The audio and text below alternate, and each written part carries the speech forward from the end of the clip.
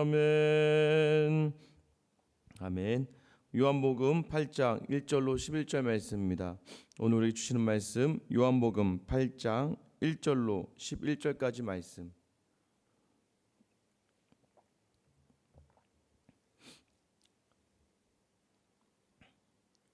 같이 한 목소리로 같이 읽겠습니다. 예수는 감람산으로 가시니라. 아침에 다시 성전으로 들어오시니 백성이 다 나아오는지라. 앉으사 그들을 가르치시더니 서기관들과 바리새인들이 음행 중에 잡힌 여자를 끌고 와서 가운데 세우고 예수께 말하되 선생이여 이 여자가 간음하다가 현장에서 잡혔나이다. 모세는 율법에 이러한 여자를 돌로 치라 명하였거니와 선생은 어떻게 말하겠나이까. 그들이 이렇게 말함은 고발할 조건을 얻고자 하여 예수를 시험함이로라. 예수께서 몸을 굽히사 손가락으로 땅에 쓰시니 그들이 묻기를 마지 아니하는지라. 이에 일어나 이르시되 너희 중에 죄 없는 자가 먼저 돌로 치라 하시고 다시 몸을 굽혀 손가락으로 땅에 쓰시니 그들이 이 말씀을 듣고 양심의 가책을 느껴 어른으로 시작하여 젊은이까지 하나씩 나가고 오직 예수와 그 가운데 섰는 여자만 남았더라. 예수께서 일어나사 여자 외에 아무도 없는 것을 보시고 이르시되 여자여 너를 고발하던 그들이 어디 있느냐. 너를 정죄한 자가 어디 있느냐. 대답하되 주여 없나이다. 예수께서 이르시되 나도 너를 정죄하지 아니하노니 가서 다시는 죄를 범하지 말라 하시니라. 아멘. 할렐루야. 하나님 오늘도 우리 마음 가운데 기쁨 주시기를 소망합니다. 이제 집에 있다 보면 요즘 아이들이 이제 코로나 때문에 집 밖에 나가지 못하고 있잖아요. 계속 아이 4명이 그냥 버벅버벅 되면서 집 안에 있습니다. 어제는 이제 제가 월요일에 와서 오전에 이제 아이를 데리고 오랜만에 이제 뭐 놀이터 나오고 하다 보니까 애들이 너무 좋아서 뛰어다니더라고요. 아이들이랑 같이 생활하다가 가장 아이들에게 저도 모르게 이렇게 막 소리를 지르거나 할 때가 언젠가 봤더니 이제 뭐 첫째, 둘째, 셋째 아이 가지고 있는 걸 이제 막내 가가지고 이제 막 이렇게 가지고 놀려고 하죠. 언니 오빠 거 이제 가지고 막 놀려고 하면 이제 그거 하나 가지고 이제 언니 오빠는 자기 거를 주지 않으려고 평소에 자기가 쓰지도 않던 거, 평소에 자기가 뭐 아무런 관심도 없던 거를 막내가 가진 것 하나만으로 이제 아이들이 싫은 거죠. 그럼 가서 그것을 그 4살짜리한테 막 뺏고 막 좀 교묘하게 이제 첫째는 이제 뭐 다른 걸 주면서 교묘하게 뺏어오기도 하는데 이제 그 뺏고 하는 과정에서 막 막내가 울고 막 이러면 좀 어수선해지면 저도 모르게 야 그거 그냥 좀 줘라. 너 그거 쓰지도 않잖아. 라고 이야기하게 되는. 그러면 이제 마음이 이제 위에 있는 아이들이 마음이 토라지기 시작하면 이제 그때부터 넷째나 셋째 자기 동생들에 대한 이제 그 마음이 굉장히 상하게 돼. 또 그 말을 했던 아빠에게 이제 아이들이 마음이 더 상하게 되니까 결국 이 아빠가 기분이 좋지 않게 하려고 더 동생들에게 함부로 하거나 할 때가 있습니다. 마치 이제 보란 듯이 아빠가 나한테 이렇게 얘기했으니까 나도 그러면 아빠에게 복수해야지 하면서 하는 방법이 뭐냐면 동생들을 교묘하게 괴롭히는 방법이에요. 아니면 모른 체를 하거나 아니면 아이들을 좀 멀리하거나. 그렇게 아빠를 좀 이제 가끔 가다가 이제 아빠의 화를 돋우기 위해서 또는 아빠를 이제 시험하는 그런 때가 있습니다. 오늘 본문에서도요 예수님을 이제 시험하려고 사람들이 나옵니다. 우리 이 본문 너무나 잘 알고 있는 본문이에요. 오늘 사람들이요 작정하고 예수님을 시험하러 나오는 무리들이 있다는 것을 본문에서 이야기하죠. 그런데 그들이 예수님을 시험하기에는 너무나 무모하고 위험한 짓을 합니다. 무엇입니까? 한 여인의 생명을 가지고 담보 삼아서 지금 예수님께 나와오고 있는 거예요. 사실 오늘 이 본문 7장 원래 53절부터 8장 11절 이 본문은 사본학적으로 약간 문제가 있다라고 해서 많은 이제 어떤 주석사에서는 이 본문을 아예 뺏는 그런 성경들도 좀 있습니다. 그런데 오늘 어쨌든 우리에게 이 말씀이 우리에게 주어졌다면 이 본문에 우리에게 주시는 의미가 있기 때문에 그 의미를 다시 한번 우리가 살펴보고자 합니다. 아마 이 전의 내용이 어떤 내용이었냐면 대제사장과 바리새인들이 이 예수님을 못 잡아온 아랫사람들 성전의 관리자들에게 이제 뭐라고 이제 비난하고 혼내지 않습니까? 그때 니고데모가 야 우리 율법은 사람이 말이나 행함을 보지도 않고 듣지도 않고 판단하느냐라고 이야기합니다. 이제 이런 말을 듣고 너도 갈릴리에서 왔냐? 갈릴리에서 무슨 선한 게 나냐라고 하면서 이 입막음하고 말은 맞췄지만 이 종교 지도자들 안에서 그들이 존경하고 있었던 또 한 명의 지도자인 니고데모마저 자신들을 향하여 이렇게 이야기하는 것을 생각해 보니까 어떻게 할까요? 이 과정이 조금 우리 안에도 분열이 일어나고 있구나라는 생각을 하게 됩니다. 그래서 그때 택한 방법이 뭐예요? 그러면 저 예수를 확 잡아놔야 해요. 예수를 꼼짝 못하게 해야 자신들의 지위와 위치가 유지될 수 있기 때문에 이들이 작정한 것이 무엇입니까? 그 예수를 한번 흔들어 놓고자 합니다. 그래서 그를 따르던 사람들로 하여금 그를 따르지 못하게 하려고 작정하는 본문이 바로 오늘의 본문인 것이죠. 오늘 본문 2절 말씀 시작 보세요. 아침에 다시 성전으로 들어오시니라고 시작하잖아요. 그러니까 예수님이 감람산에 계시다가 아침에 성전으로 오셨어요. 오셔서 사람들이 나와오니까 말씀을 가르치셨습니다. 근데 문제는 여인을 끌고 왔는데요. 가늠한 여인을 끌고 왔는데 이 여인을 아침에 끌고 왔다는 거예요. 아침에 여인을 혼자 끌고 왔다는 건 이게 말이 되나요? 사실은 음행한 현장에서 현장에서 잡혔잖아요. 자, 현장에서 가늠한 여인을 잡았습니다. 그러면 그 여인이 지금 남자랑 같이 있었을 거 아니에요. 아침에 잡혔으면 남자와 같이 있었기 때문에 남자랑 같이 끌고 와야죠. 근데 중요한 건 남자는 없고 여자 혼자만 있는 것이죠. 이제 이걸 가지고 이제 여성 신학자들은 굉장히 이 유대주의자들이 굉장히 여자에 대한 폄하하면서 여자를 굉장히 우습게 여기는 그 당시의 사회상을 반영했다라고 이야기하지만 사실 이 본문을 문맥을 생각해 보면 오늘 간음에서 잡힌 여인이 아니라 이제 간음을 행해서 현장이 나왔는데 현장에 남자는 없는 것 같고 그러나 이게 심증으로는 확실히 이 여인이 간음을 한 것 같은데 이 여인을 가지고 바로 만약에 이 여인이 현장에서 남자가 붙잡혔다면 바로 그 자리에서 끌려나서 돌에 맞았죠. 근데 중요한 건 남자는 오고 간 데 없고 이 여인만 지금 이 종교 지도자들이 잡아온 거예요. 자신들이 이 여인을 신문하려고 하다가 유일하게 이 종교 지도자들이 못하는 게 있죠. 아무리 그들이 이 여인을 뭐 혼내고 고문하고 할 수 있겠지만 딱 한 가지 못하는 게 있습니다. 그것이 무엇이냐면 사람을 죽이는 일은 당시 로마에서 금지하고 있었습니다. 그래서 예수님이 죽임 당하실 때 이 대제사장들이 죽인 게 아니에요. 대제사장들과 종교 지도자들이 예수님을 빌라도 로마 총독에게 데려갈 수밖에 없었던 이유는 이 종교 지도자들에게 어느 정도 권한이 위임은 되어 있지만 다른 건 다 가능하지만 사람을 죽이는 데 있어서는 로마의 허락을 받아야 했습니다. 그렇기 때문에 이들은 교묘하게 이러한 제도와 자신들의 지식을 이용해서 예수님에게 이 여인을 데리고 온 거예요. 데리고 와서 어떻게 합니까? 예수님, 자 4절 5절 말씀이죠. 선생이여, 이 여자가 간음하다가 현장에서 잡혔나이다. 모세는 율법에 이러한 여자를 돌로 치라 명하였거니와 선생은 어떻게 말하겠나이까? 자, 예수님, 이 여자가 이제 현장에서 잡힌 여자예요. 자, 모세는 율법에서 돌로 치라고 했습니다. 자, 그러면 예수님, 이제 레위기에 보면 그런 말씀들이 나오거든요. 간음한 여자가 잡히거든 돌로 쳐 죽여라라고 나와 있는데, 그러면 예수님, 모세는 돌로 쳐 죽이라고 했습니다. 그럼 당신은 어떻게 하겠습니까? 자, 여러분 여기서 뭐가 문제가 생깁니까? 그래, 모세 율법대로 죽여라. 그러면 어떤 문제가 생겨요? 그러면 모세 율법대로 죽여라라고 하면은 이제 뭐가 되는 겁니까? 이 예수님이 사랑을 이야기했던 분이잖아요. 그죠? 사랑을 이야기하고 또 그것에 대해서 말씀하셨던 분인데 어떻게 죽이라고 이야기할 수 있을까, 사람을. 그러면서 이들을 비난하게 되고요. 만약에 죽이지 말아라라고 이야기하면 어떻게 됩니까? 모세의 율법을 범하게 되는, 모세는 죽이라고 했는데 죽이지 않게 되고, 또 중요한 것은 무엇이에요? 이런 모든 상황 속에서 어쨌든 간에 예수님을 흔들 만한, 예전에 예수님에게 동전을 보여주면서 이거는 황제 겁니까? 누구 겁니까? 라고 물어봤을 때 황제 것은 황제에게, 하나님 것은 하나님에게 한 거랑 똑같은 거죠. 이쪽을 택하면 이쪽이 어려워지고 저쪽을 택하면 이쪽이 어려워진 상황으로 이들이 지금 예수님을 몰고 가고 있는 겁니다.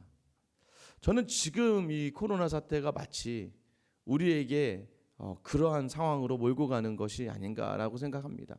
예배를 드리자니 세상 사람들부터 질타를 받고, 심지어는 그 믿는 사람들 안에서조차도 욕을 먹을 수 있는 상황. 반대로, 그죠? 예배를 안 드리자니 또 우리의 신학적인 부분이 흔들리기 시작하고, 또 우리 한국교회가 언제 예배를 드리지 않았냐 하면서 이야기할 수 있는 상황. 도대체 어느 것이 맞고 어느 것이 틀린지 모르겠습니다. 어제도 이제 성남의 교회에서 이제 한 40명 넘게 확진자가 했죠. 좀 제가 볼 때도 조금 마음이 안타까운 것은 무엇이냐면 그 인원들이 제대로 이제 뛰어앉고 제대로 마스크를 쓰고 제대로 했으면 좋은데, 저도 이제 그 영상을 봤는데 좀 가장 화가 나는 장면이 이제 소금물을 입에다 이렇게 뿌리는 장면을 이렇게 또 방송사에 찍어서 보낸 거예요.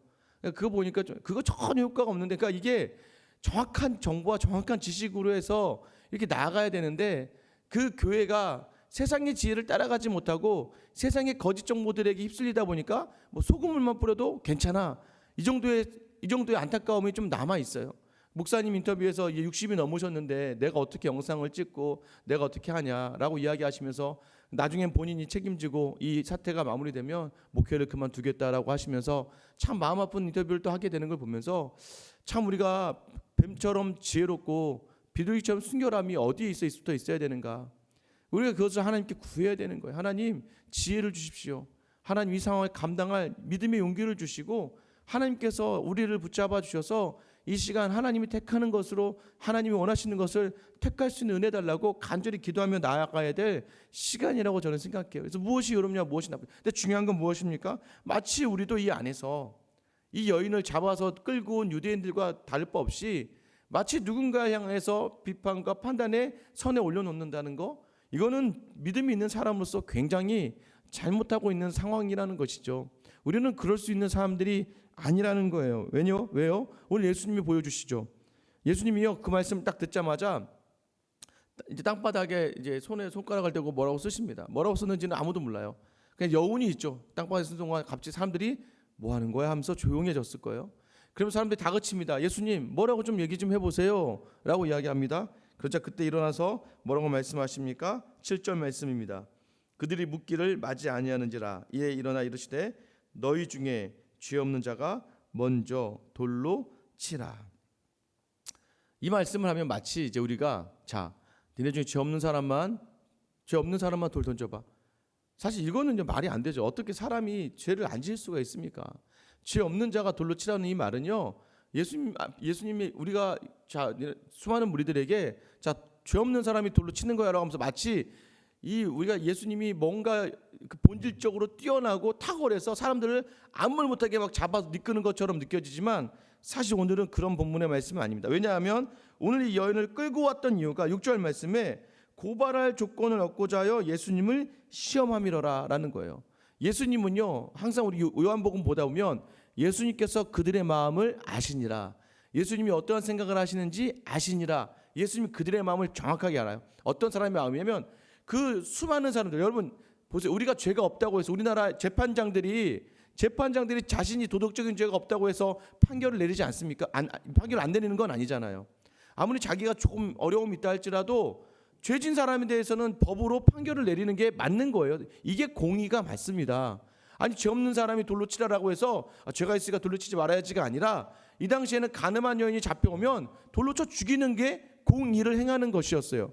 내 죄가 있고 없고의 문제가 아니라 이 사람의 죄가 명확하게 드러나는 것으로 말미암아 돌로 쳐 죽일 수밖에 없는 것이 하나님이 명한 법이에요.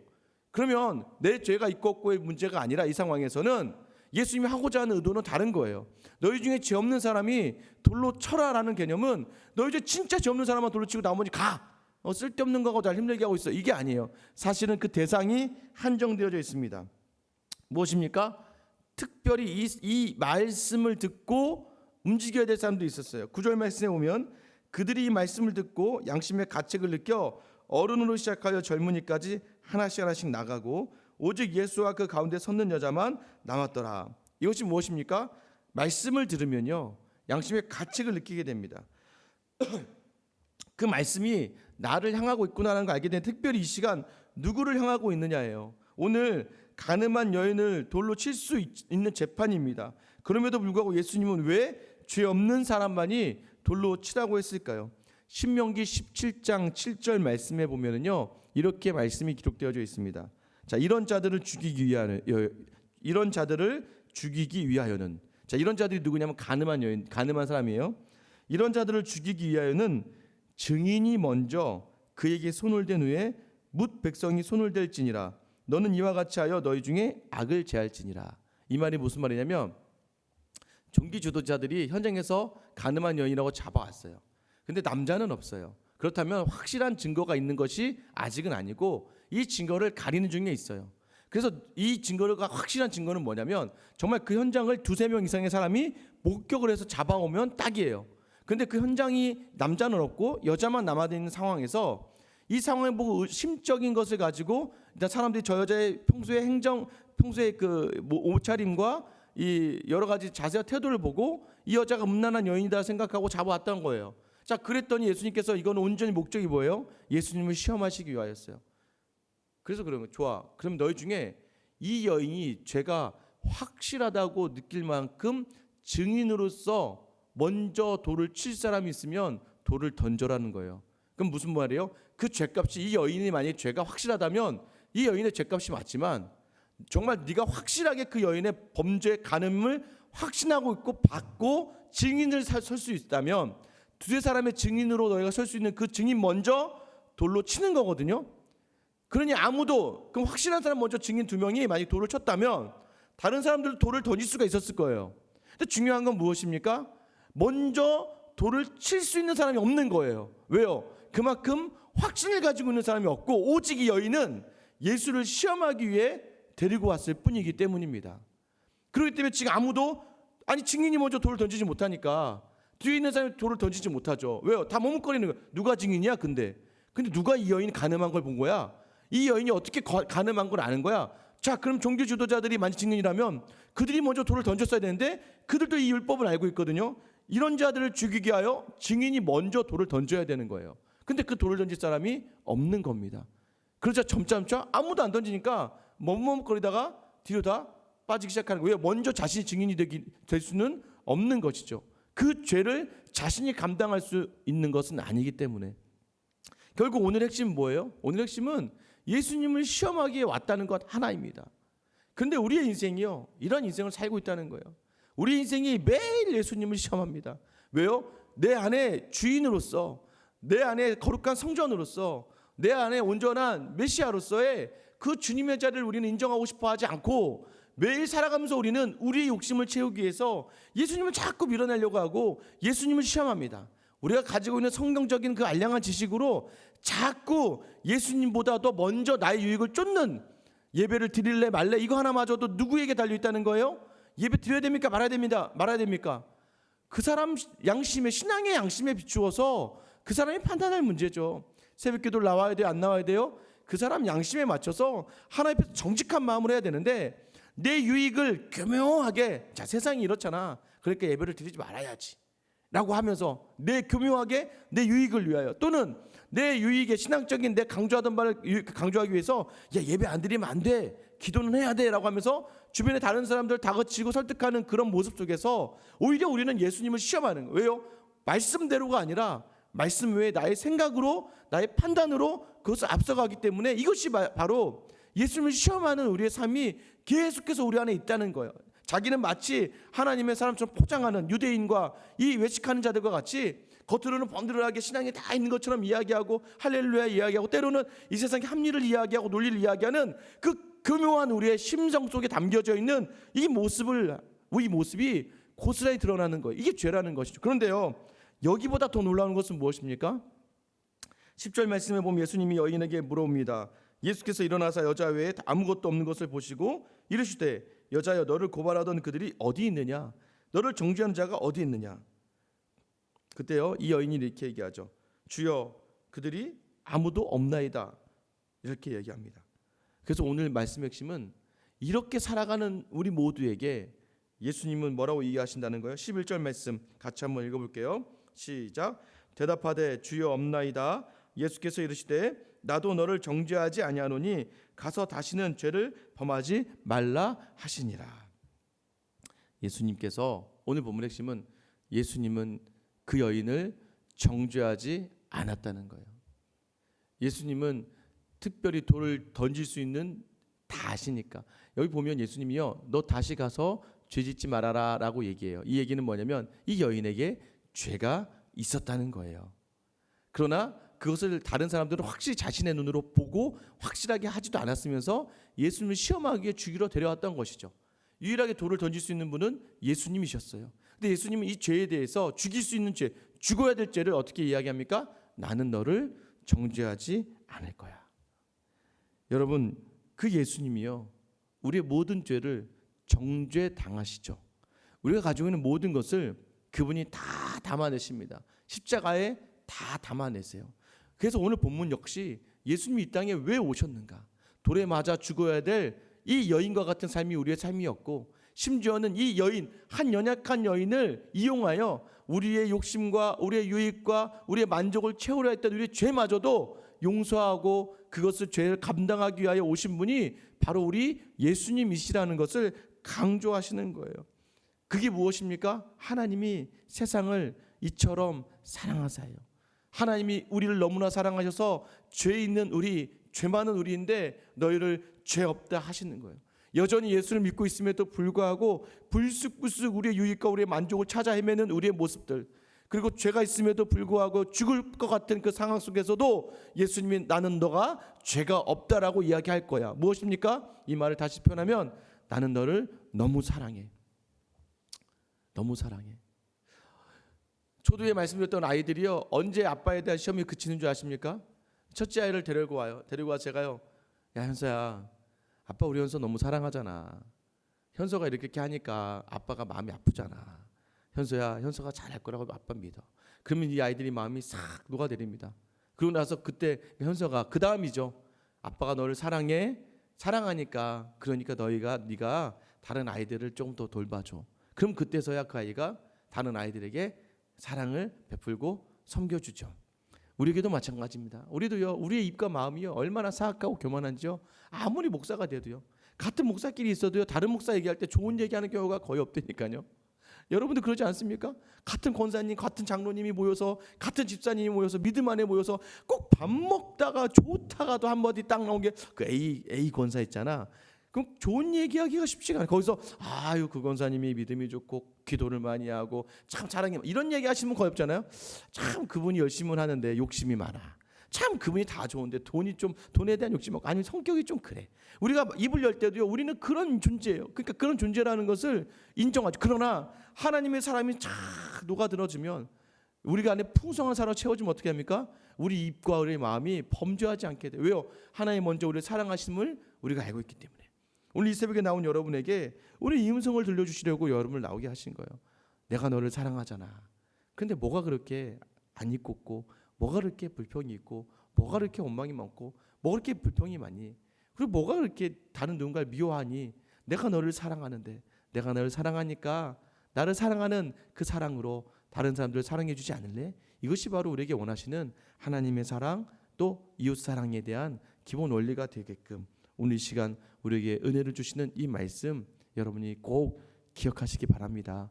이 말씀 붙들며 오늘도 여전히 돌에 맞아 죽어야 될 여인과 같은 나를 사랑하셔서 정죄하지 않으시고, 유대인과 같은 나를 결코 죄 있다 하지 않으시고 여전히 그 사랑으로 품으시는 그 사랑 앞에서 오늘 여러분의 사랑을 마음껏 여러분의 가정과 교회와 만나는 사람들 펼치는 귀한 하루가 될 수 있기를 예수님의 이름으로 축원합니다. 아멘. 오늘 이 시간 같이 한번 기도하실 때요, 하나님 맞습니다. 내 안에 그리스도의 그 사랑이 있는데 여전히 나는 악을 행하고, 내 입은 다른 사람을 향한 칭찬과 격려와 선을 행하고 사람을 살리는 말보다 여전히 내 입은 사람을 죽이고, 여전히 내 마음은 사람을 판단하는, 여전히 하루하루의 삶 속에 사랑을 실행하려고 하는 마음보다는 남을 판단하고 정죄하려고 하는 우리는 죄인입니다. 그런데 이 죄인을 사랑하셔서 그 십자가, 우리의 정죄함을 모두 감당하시며 십자가 지신 예수 그리스도를 묵상하며 오늘 내게 주어진 하루를 믿음으로 사는 우리 모두가 다 되게 해달라고 여러분 기도해 주시고요. 우리 생수강교회가 사람을 판단하고 정죄하는 교회가 아니라 사람을 살려내는 귀한 교회 될 수 있게 되게끔 기도해 주시기 바라고요. 이 코로나 사태로 말미암아서 한국교회가 참 힘듭니다. 예배를 드려도 문제고 예배를 안 드려도 문제고, 성도들이요 연락을 해보니까 예배를 안 드리니까 정말 그 믿음이 세워진 성도들이 참 많습니다. 하나님이 이 시간에 이 한국교회를 불쌍히 여겨주셔서 한국교회를 코로나로부터 지켜주셔서 예배드리는 자들이 정말로 주님 그들 불쌍히 여기셔서 세상에 손가락질 받지 않도록 도와주시고, 예배를 드리지 않는 자리에서 각자의 가정에서 예배드릴 때 교회에 나와 예배드리는 이상의 은혜가 덧입혀지게 하여 주시고, 하나님 우리가 누구누구를 판단하는 것이 아니라 우리가 먼저 이 세상을 품고 나아갈 수 있는 귀한 한국교회 될 수 있게 해달라고 기도해 주시고요. 오늘 선교사님이 기도하실 때는 정혜선 선교사님, 탄자니아에서요 어린 아이들을 섬기고 있습니다. 가난한 집 아이들을 불러다가 먹이고 공부시키는데요, 비자가 나와야 되는데 새로운 대통령이 이 기독교를 탄압하려고 합니다. 하나님 비자를 허락하여 주셔서 온전한 섬김을 감당할 수 있게끔 오늘 시간 나와 교회와 한국교회와 우리 선교사님 위해서 같이 주님 이름만 부르며 기도하며 나아가겠습니다.